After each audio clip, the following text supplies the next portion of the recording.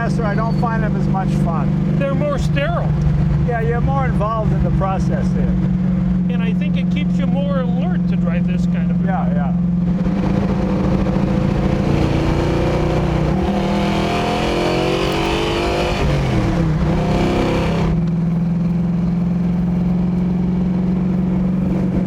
Welcome to an episode of Jay Leno's Garage. Today we're being visited by American automotive royalty. This is a GT350, but there's a story behind it. For those of you who don't know, back in '64 when the Mustang was introduced on April 17th, huge hit. Lee Iacocca, he was afraid it might be seen as a secretary's car, you know, so he called Carroll Shelby and he said, listen, I want you to make this thing a race car. And that's what Carroll Shelby did. He built 562 of these GT350s. They built them in Venice, and this is an OVC car, which means it was built by the original Venice crew. You meet a gentleman here who was there back in the day and has kept the dream alive, and with a designer named Camilo Pardo, who you might remember was the genius behind the first generation Ford GT 2005, 2006. He just did a beautiful job on that. He has made a Roadster version of the convertible. You might remember this. I always loved those 61, 62, 63 T-Birds that had this over the back seat. You still have the back seat here. But these are being built as, I guess, restomods. You've got a 425 horsepower engine, you've got a 4-speed transmission, just as some modern updates, but keeping the classic look. You know, to me, the '65 Mustang is still the best looking one. It's like the Coke bottle. The first one you do, that's the best. I mean, I like all the succeeding Mustangs, but they got it right, exactly right the first time. And then Shelby improved on it a little bit with the hood scoop and just a few other things, the mag wheels, the side exhaust, just to make a real kind of snarling race car out of it. Let's meet Jim Marietta and Camilo Pardo. Come on in, guys. Jim, you were back in the day. When I was 15 years old, I would see pictures of you in Hot Rod magazine. I go, that'd be the coolest job in the world, working in Venice, California. You're in LA, the sun is shining, you're in Mustang. It just seemed like the coolest place. Did it seem exciting back in the day, or just seemed like, oh, I'm working in this garage now? You know what I mean? Oh, no, it was exciting all the time because we had, back then, we had racing royalty that would show up. You know, John Surtees had come in. Oh, wow. Dan Gurney. And, you know, there was a small building, and so there was one overhead door. Nobody wanted to go through the man door, so everybody came through the garage. So that's where you'd meet the guys coming in. Steve McQueen would stop by. Yeah. It was just a great, exciting place to work. And yeah. Something new going on every day. Yeah, yeah. Well, that just seems, I mean, obviously the production moved to other facilities, but that seemed like the birthplace where it all sort of happened. So it still seems pretty exciting to me, because when you're in Massachusetts in math class and it's snowing outside and you got your hot rod and you're looking at the pictures of everybody in short sleeves working on Mustangs, you know, it just seemed like the coolest thing in the world. Yeah, well, it was, and it was, you know, it was only 10,000 square feet. And we had, you know, the Mustangs, the 427, the Daytona Coupe, all jammed in there. So you got to know everybody real well because there wasn't much room to move around. It was a great place to work, and always something exciting. And Carroll was always trying this and trying that. So now this was not an original GT350, correct? No, there's a Mustang convertible. There's a Mustang convertible. Okay, but you've upgraded it, and with Camilo's help. Just a great job. I don't know why somebody didn't think of this before, but it's amazing to me that, because as soon as I saw this, I went, oh, I love that. It just reminds me of the T-Bird, and I like in this way more than I liked in the T-Bird, because it seems to fit this more. It was popular in that era, and it was kind of an aerodynamic influence, because on the Roadsters that were racing, they built the speed shape behind the helmet, you know, to get rid of the negative.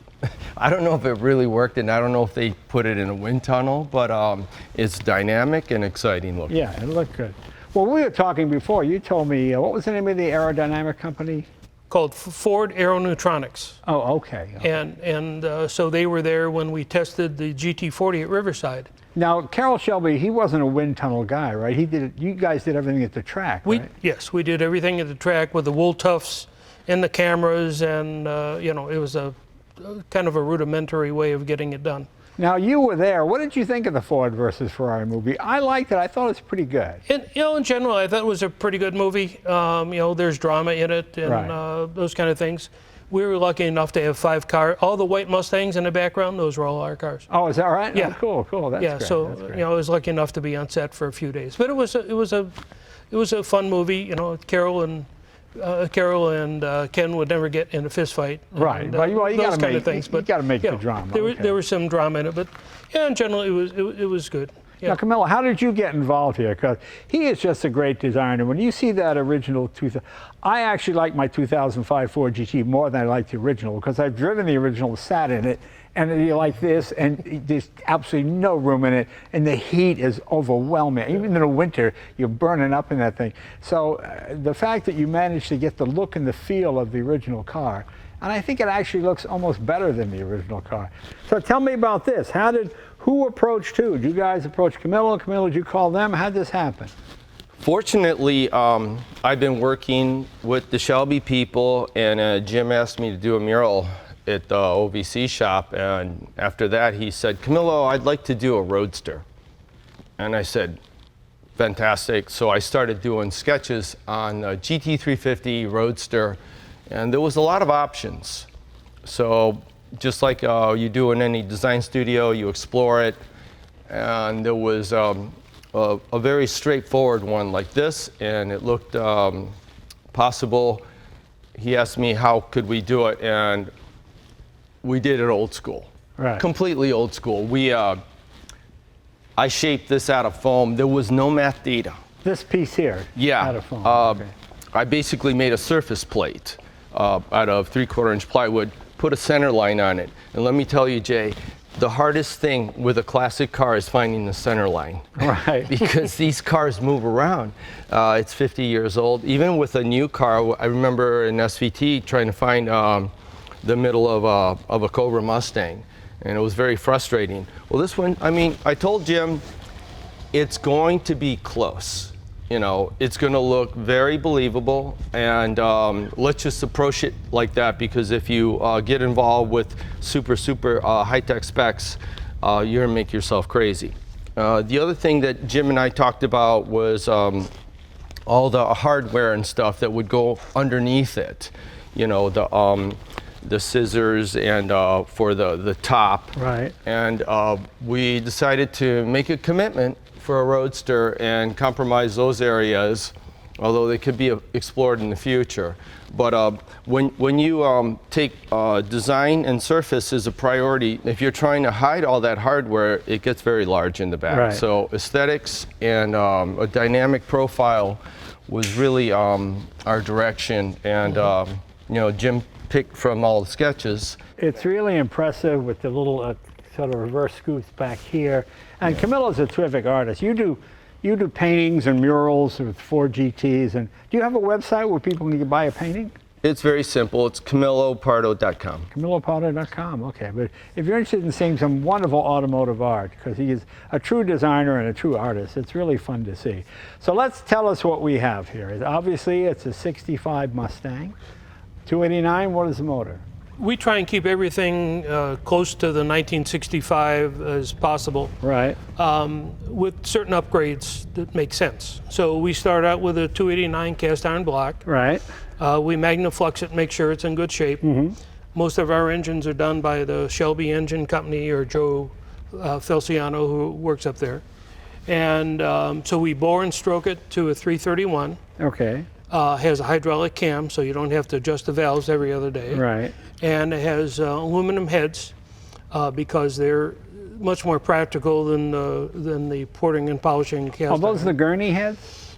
No, they're either Shelby heads or OVC heads. Oh, I see, We have them okay. designed for Gotcha. our purpose. And so we have the aluminum heads. It's a single 4-barrel and a 91 octane. It pumps out about 460 horsepower. Oh, okay. Well, can we open the hood and take a look? Sure.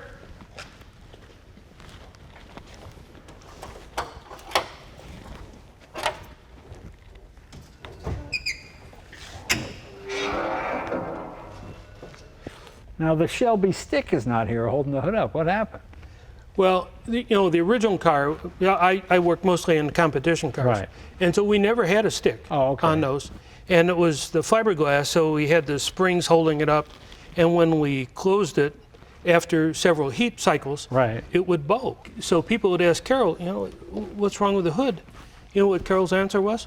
That's for the heat to escape out from the hood. So he made it like it was part of the design of the car. Now, So we had maintained that way without a stick. Oh, okay. Without a stick holdup. To me, one of the great options, they had the Mustang dress-up kit.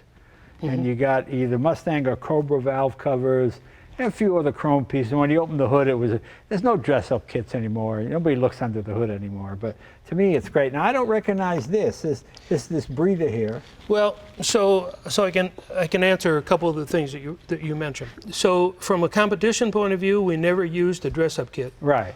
Because the steel dissipates the heat quicker. And the reason we didn't use the pan is because if we had an engine issue, the pan would shatter and you'd spin out in your own oil. Right. With a metal, it was more malleable, so chances are it'd hold up. The breather system that we have here is that if we ever put it on the track, all the tracks now require you to pick up all the mist. So you got these. So it goes into these goes into the catch cans. And this, kids make fun of because I call this a Monte Carlo bar, but that's what it used to be back in '63 when the Falcons raced. That's right. And they called it at the Monte Carlo Rally. At the Monte Carlo Rally. So even on modern cars, I call them. People go, "What? What's it got to do with Monte Carlo?" It's a long story. It's amazing how clean this engine compartment is. I remember I had a Model A, and I remember opening a Mustang and went, "Oh, it's so complicated." Now this, compared to modern stuff, look, distributors right here, batteries right there, coils right there, oil is right. I mean, it's so simple to work on.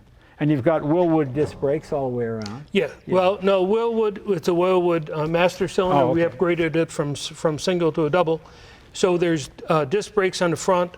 But it's because it has a straight axle, it has drum brakes in the rear. Oh, yeah, I've got drums in the rear. Okay, all right, very good. Now, if we put our independent rear suspension in, it would be disc all the way around. And that's an option, I imagine. That's an option, yes. You can build it any way you want. Right. Okay. Well, it's certainly a beautiful job. Here, let's close this down again. I love hood pins. These always seem like the sexiest thing to me. Yes. Okay. It's a nice detail. Yeah, yeah. I like the white with the blue stripes because that's what they were originally. This Roadster is new, this piece here. That was fun to do. Yeah. I wanted that to look very period. Right.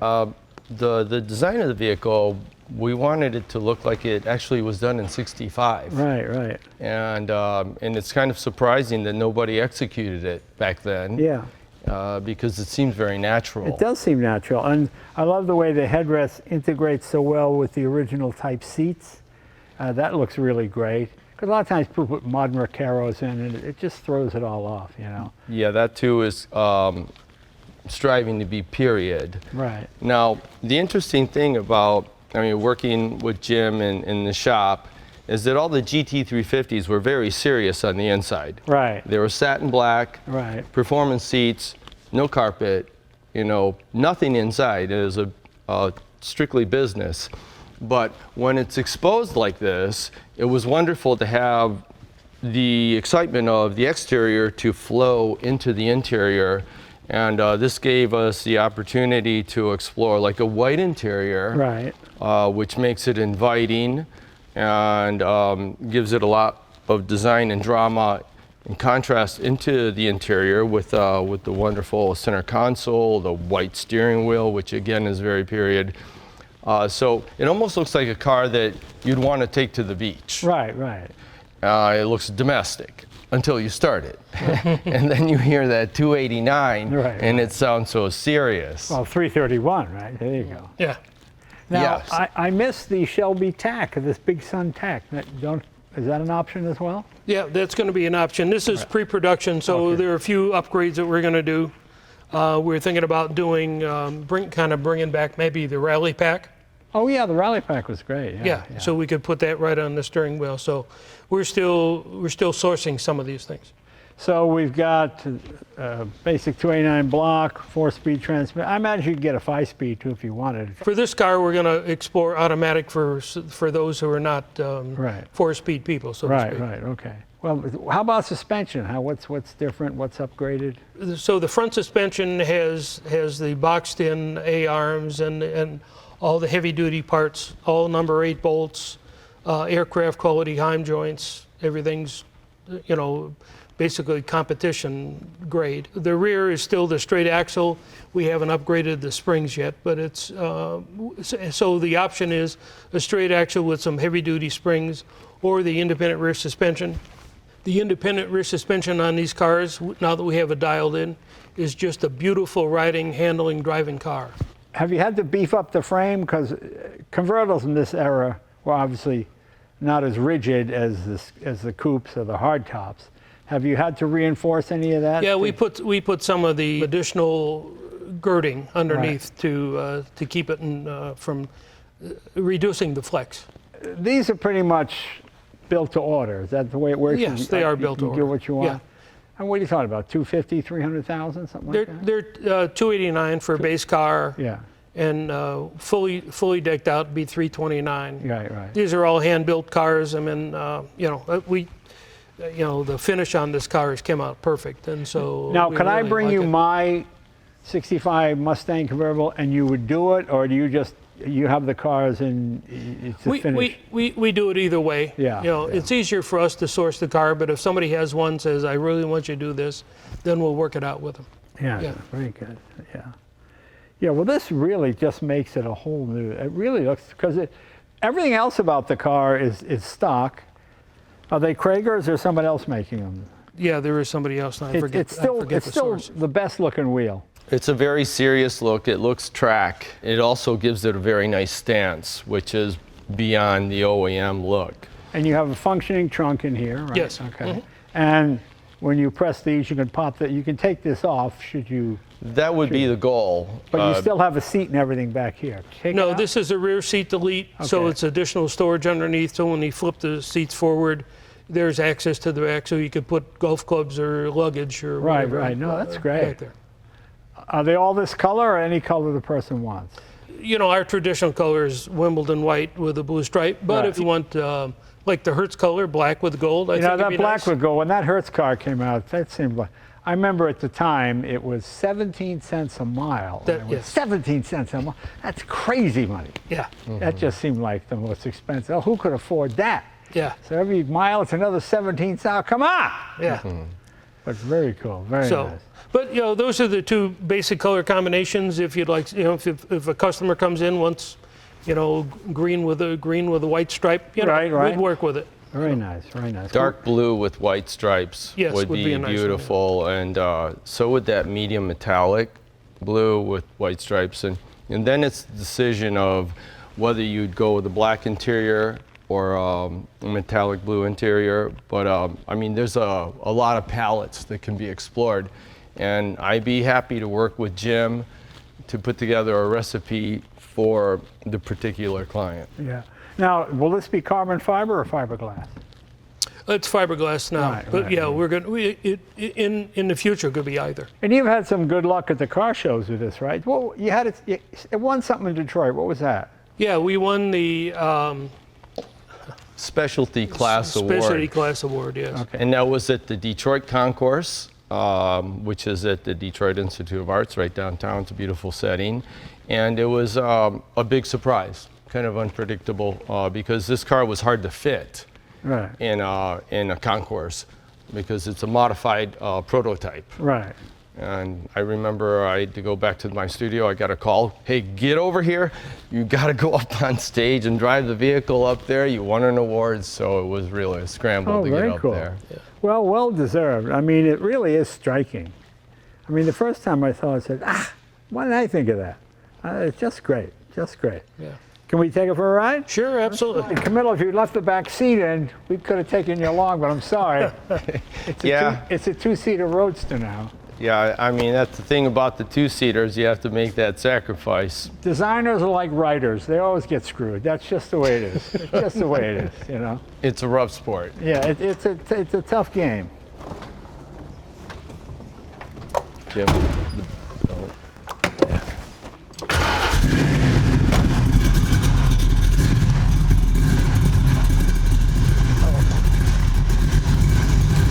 Ready?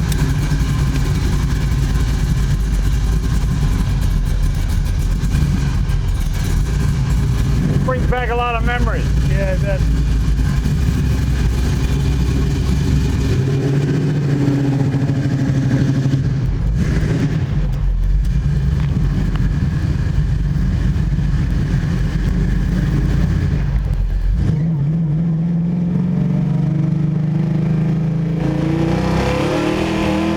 Oh yeah, I got plenty to go. Oh yeah. It's funny when you see the ads for it back in '65. All the men are wearing hats. Oh yeah. You know, I mean, That's it's right, like a yeah. whole different It's a world. whole different world. Yeah. And sometimes it's fun to look at the old ads just to see what the points they were trying to make with the car and the deal. Yeah. Oh yeah, and you know the fun part is you realize 1965, that's just about the halfway point in development of the automobile. Yeah. You know, if you go back to about 1910 as a starting point, then to 65 is almost the same as 65 to now. You know, so you realize this is right in the middle. This is where we were halfway to where we are now. And it's pretty impressive actually what you got. Well, there was a lot of experimental guys back in the mid '60s. Yeah. You know, Edelbrock and Shelby's and Troutman Barnes and you know, and they were all bright guys. Oh yeah. Very bright I guys. was with Vic Edelbrock on Sunday, and he's 102. 102. Yeah. And as sharp as a tack. Yeah. With and cigar in the pocket. Oh yeah, you get that. And, yeah, just the whole deal, and you Oh know, yeah. still doing cams, and oh man.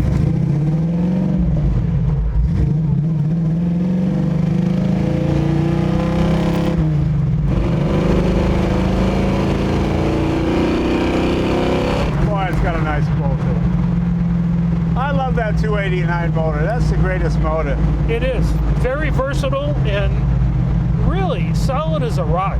I mean, you know, if you take care of it, it lasts for a long time. This is the first year of the thin wall casting, right? They had the 292 and yes. the 312, and I Yes. didn't care for those motors much. Well, they were Y blocks. They had a wider angle yeah. too. It's so funny how just a few years earlier Ford had got it so wrong with the Edsel and got it so right, with, the Mustang. Yeah. The fact that they would even take a chance on the Mustang. You know, they must have been crossing their fingers and Yeah. You know, it's like I say, all the fun is between 40 and 120. Because once you're over $120 on the road, you're just going to jail. Yeah. You know, whereas this thing is so much fun. You're in the open air. You get the excitement, the feel of That's right. of being in a fast vehicle. You know, I like that you can do this. Put your elbow out. Yeah. So many of them have a high sill, and you got a really thick door, so you're, you know. And these were really light cars. What is it, about 2,900 pounds? Yeah, right around 29. Yeah. I mean, now that's considered a featherweight these That's days. right. Yeah. So many of the cars are 3,800, 4,000 pounds. Right, yeah. right. It's so funny, for years you couldn't convince Mustang owners to get the independent rear suspension package because they all drag raced them, you know? Yeah. I've got a 15 GT350, one of the 36 they built in 15. Right. Mhm. That's the greatest car. That never gets sold. That sports car, it handles, it's fast. And that independent rear suspension Yeah, right. is really a son of the independent rear suspension that we developed, or Ford developed in 64 and 5. Right, right. Tell me about that front fascia that looks different. Well, the front fascia is redesigned by Peter Brock. Oh, wow, there Of course, you go. the designer of the Daytona Coupe. So he works, you know, we built our first two cars in his garage. And so Peter said, you know, the front fascia was never properly done. Right. So I'd like to redo it to get the proper airflow to cool the front brakes. Right. Get better airflow for the cooling. And so that's what we did. So it was up to Peter to do it, and he did a beautiful job. everything Peter does, it's like a piece of art. Oh, he does beautiful work. Yeah, he does beautiful. It is funny how back in those days, nobody listened to design. Like when the Corvette, the 63, had those vents on the hood because air would get under and lift up the fiberglass. But they didn't want to cut holes, so they just glued a piece of aluminum on there with fake vents on it. Yeah.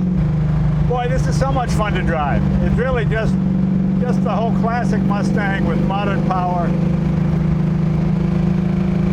You have a limited run on these, or anybody wants one? Oh no, we're only doing 24. Oh, 24? Only doing 24. Is there significance to 24? Well, they did some convertibles for a few years, and so we did a multiple of what they did.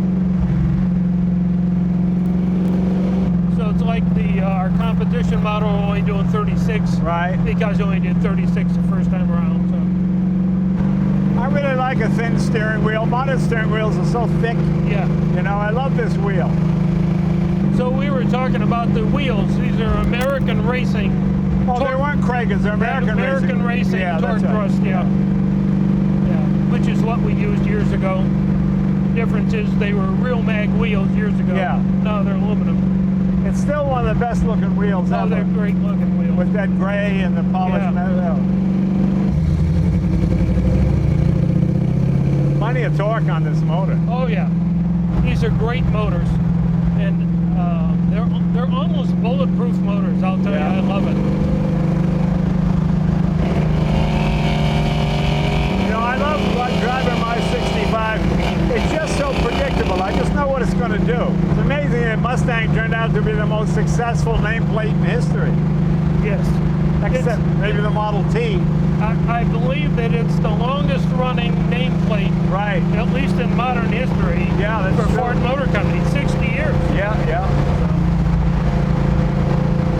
Although modern cars are faster, I don't find them as much fun. No, they're more sterile, Yeah, you're more involved in the process there. and I think it keeps you more alert to drive this kind of. Yeah, yeah. Were you a Ford family, pretty much? Well, my dad would just buy what was ever in the showroom, you know what I mean? So Oh, my dad went in looking for a Galaxy, but all I had were Mustangs and Falcons, you know? So I said, let's go to the Chevy. I said, Dad, let's order a car. Oh, and I got a salesman. Oh, no, it'll be here in 6 weeks if you order, Miss Leno. All right, so we ordered the two-door Galaxy. I pull a salesman aside. I said, we want the police pursuit package. We want the 428 option, the muffler delete, you know. And my mother said, oh, let the boy order the engine. What difference does it make? You know? So I ordered this, you know, the car comes in. My dad goes, bucket seats. I don't want bucket seats. Well, Dad, does they come with? Why is the shifter on the floor? Well, that's what they did, Dad, the automatic. Oh, okay. My dad gets in, he turns the key. The car goes, hunga, hunga. Yeah. He goes, there's a hole in the goddamn muffler. I'm brand new car. And he's just yelling at the guy. You know, Miss Leno, you ordered the muffler delete. And my father was so pissed. So he gets in the car. He starts, well, let's get the hell out of here. He puts in gear. He nails it. And he just starts sliding across the floor, you know. 10 days later, I'm in my parents' bedroom looking for something. I find my dad got a ticket for going 110. He was like the coolest guy at the office, you know. And he Oh, took yeah, them all I bet, out on the yeah. highway. Yeah.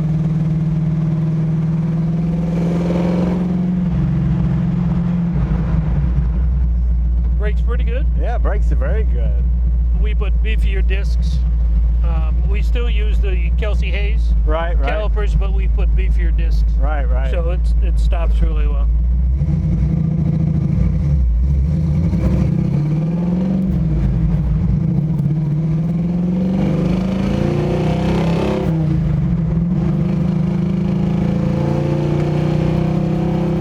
What do you got, 370s in the rear end here?